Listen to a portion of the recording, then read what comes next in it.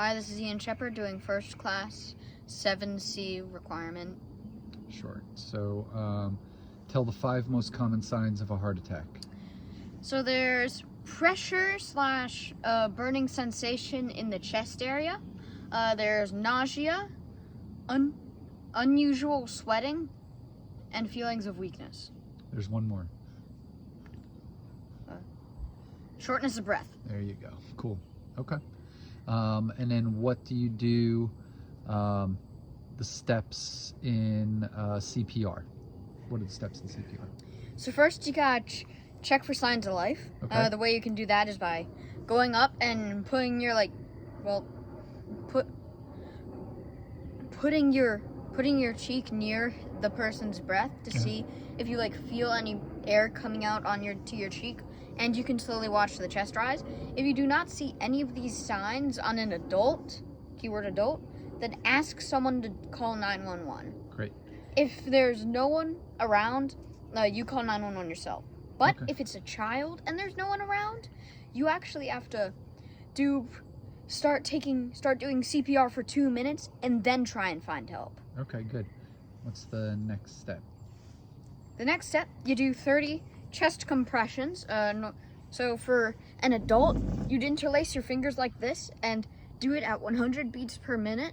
Okay. That'd be around you do 30 chest compressions in about 18 seconds. Okay. And for a child, you do the same thing.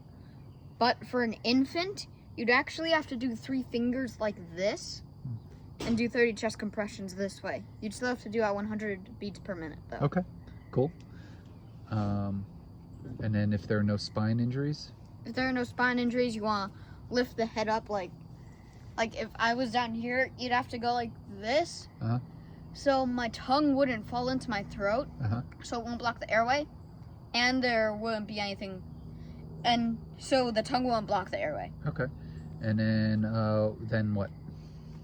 First, you'd cover the mouth with some sort of mouth protection, and then you'd do 2 rescue breaths, like deep rescue breaths, and you would watch the chest to see if it would rise properly. Why do you do that? Because you want to see if there's anything blocking the airway. Okay, cool. If there is anything blocking the airway, you'd want to tilt it slightly, change it slightly, Adjust it. And yep. adjust it. Okay. And for step 5, you repeat step 2 through 4 until necessary. And the necessary things are proper medical attention comes. You become so exhausted you can't do it anymore, or someone comes there who's able to do the same things that you're doing to replace you. Okay, cool. Good job.